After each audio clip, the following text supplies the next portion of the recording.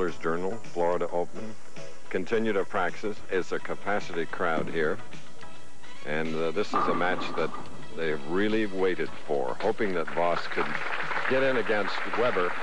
And what a comeback by Pete Weber. Only his second tournament of '89, and here he is, the tournament leader. There you're looking at him. The medallion dangling there indicating a treatment center where he spent time in making his comeback. And now the reigning #1 against the self-proclaimed #1. Okay, doubles partner, take that. That's Voss. Now it is 26-year-old Pete Weber, 5'7", 145 pounds, 10 years, PBA, 11 titles, including the '88 U.S. Open.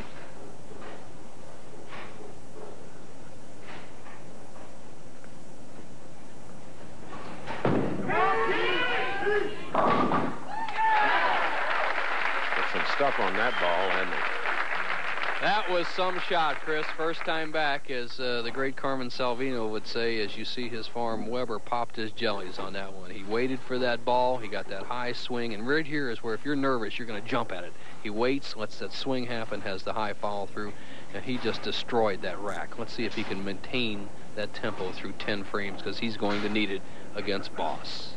44th television appearance.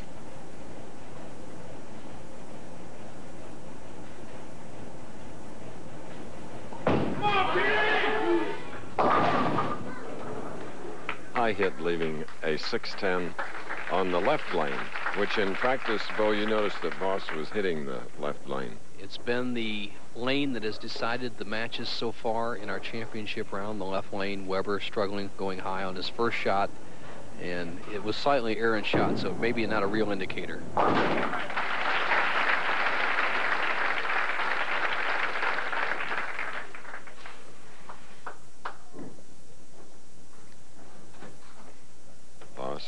Setting a record with money earned. Bowling last year, $225,485.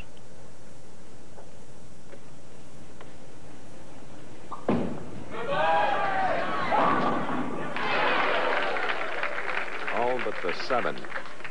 Something to consider as we watch this match develop. Remember, Randy Peterson last week opted for the, as you see the pin action here, Voss's ball coming in light, the 5 going over towards the 7 doesn't do the job. Randy Peterson, on the same type of lane condition, moved inside and just played a nice, safe match in his victory over a confused Dave Ferraro last week. Let's see if either one of these players go for that type of strategy. So after 2 frames in this battle between friends and competitors, we're all even. As Weber looks at the rack, making sure that the pins are on spot. Equilateral triangle, all 10 pins 12 inches apart, base to base. He's making sure as he squeezes on that rosin that they're set right on spot in this important situation. Now Voss, 3rd frame. That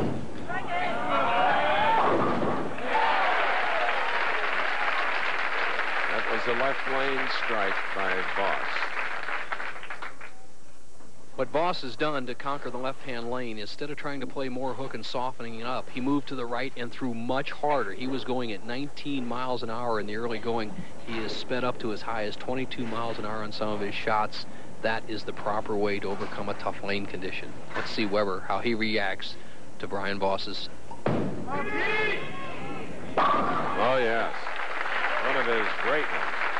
Answer to 2 questions. Is he in shape, and has he modified his hook ball, and why? Well, as far as being in shape, I think I'm pretty much in shape. I've been really taking care of myself these past 4.5 months. And as far as the hook on the ball, my brother Rich has been watching the shows since the beginning of the year, and he's noticed that the people that are staying behind the ball and coming out of the ball clean are winning, and that's what I've been practicing on, and I'm here to win. He means that. And he's cut about 10 boards of hook off that bowling ball to conquer these little bit drier, shorter oil conditions on the Pro Bowlers Tour. And right now he can take the lead, 4th frame.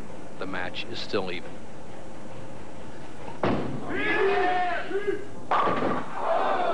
walked away. He just thought he had it. Well, Pete Weber's second frame pulled the shot. That's when he went high and left the 6-10 spare. Here he went right through the shot, trying to take the early lead.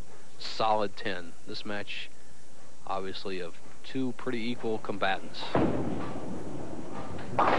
Okay, we're in our championship match, Merritt Island, Florida, on ABC's Professional Bowlers Tour. We'll be back.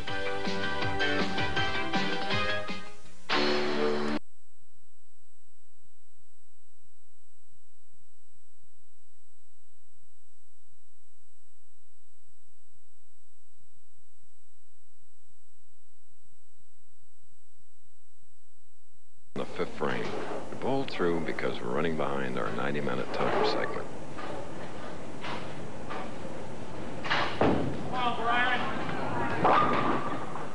And now Voss with this one. Voss having the same fate that we've seen many of the other top players have in the last 2 weeks, and that's struggling after winning a match. And Voss has left a fairly simple split. We haven't seen this missed in 2 weeks. Got to get the ball next to the 3-pin, bounce the ball into the 10, and he needs this to stay close in the match, or Weber will open up a 23-pin lead sitting on the bench. All right.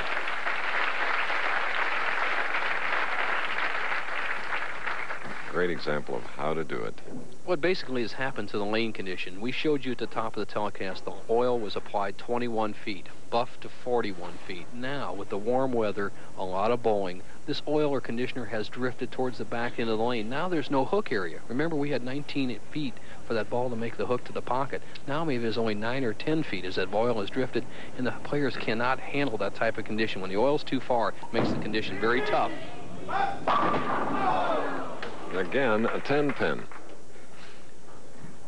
And what a smooth shot he made here as you see the style that Pete has basically, what he says, learned from Mark Routh. High open hand at the top of the swing, then he drifts right with his foot, that brings that swing back into his body, and look at the angle of attack right out over the edge. Okay. Pete Weber with 11 titles, his dad Dick with 26. He won one of our first telecasts back in '62. He won $4,000 in Puerto Rico. Today, the winner of this game will get 23.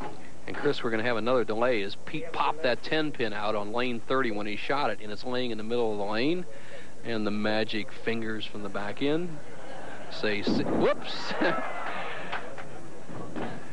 If things weren't slow enough today, we have an additional delay. Part of the slowness coming from a tie at 2:59 in our first match, and then a 2-frame roll-off, which Monicelli won over Mark Williams 60-40. Okay. Bowling spectators, they'll applaud just about anything. They're terrific folks.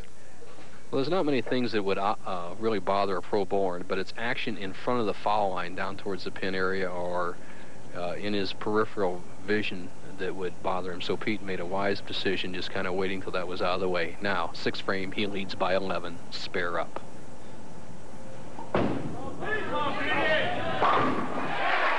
Pretty sure of that one after the release. Pete Weber, tremendous amount of pressure after a suspension and coming back.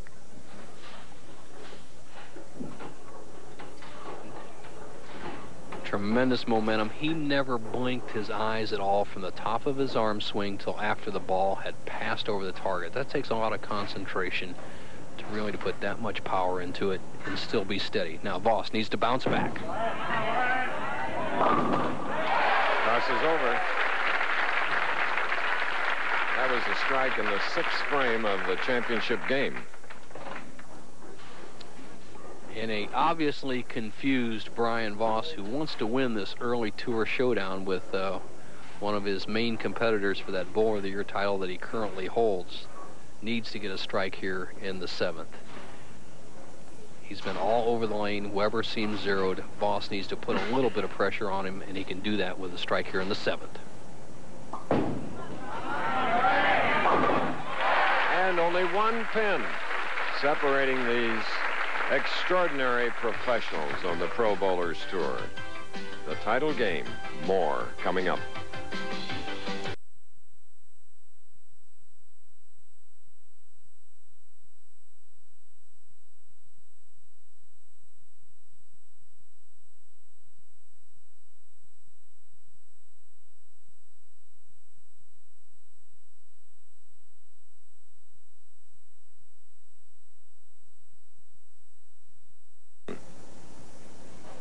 to maintain this shot to stay in the lead.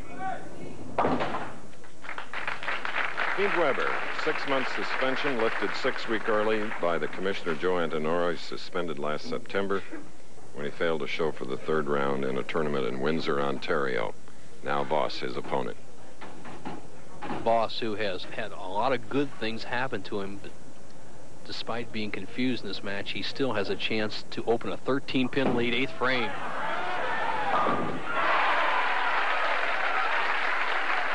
Three in a row for the Player of the Year. He reached back for a little extra here. Right now, Brian Voss going at a 2:08 pace. Pete Weber 195. As much as they've struggled here in the championship round in the last 2 games, a strike here in the 9th frame would be monumental for Pete Weber to overcome.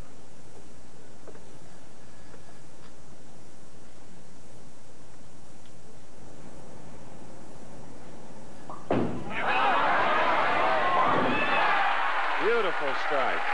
Seemed like he slowed down the pace a little bit in that 9th frame strike to make it 4 in a row and take a 23-pin lead. We talk about the Sunday punch. Right there in the 8th and 9th frames. The match is not over, but Brian Voss reached back for all that Brian Voss has. Now Pete Weber has to do the same thing to stay close.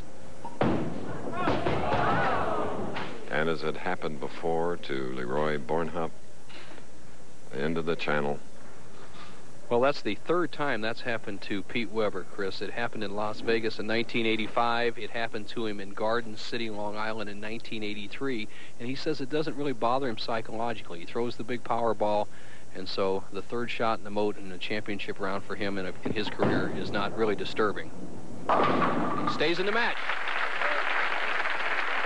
Incredible 26-year-old professional with 11 titles to the U.S. Open in '88, the 1987 Firestone, and his opponent with equally extraordinary credentials.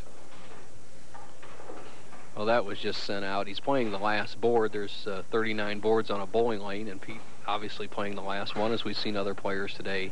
Now he must strike on the next 2 shots to stay in the match, or Voss will win.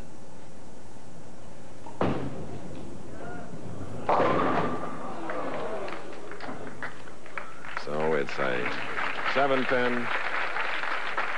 Pete a little disgusted and naturally disappointed, having gained the tournament leadership coming into our telecast. Pete Weber with a strike here in the 11th frame would finish 194. Voss, I'm sure, will throw the ball right down the center of the lane, not even take a chance of the ball going out wide and having one of those balls slip off the channel. 194. Now, Brian Voss, who really doesn't have it won yet. I would be awfully surprised, Chris, if he doesn't just throw this ball right down the middle. No chance. There he goes, right down the center. See you later. That's a winner. Okay, Brian Voss has won his 7th PBA title, defeating a very close friend and doubles partner, Pete Weber, here in the Bowlers Journal Florida Open at Merritt Island, Florida. Coming up next.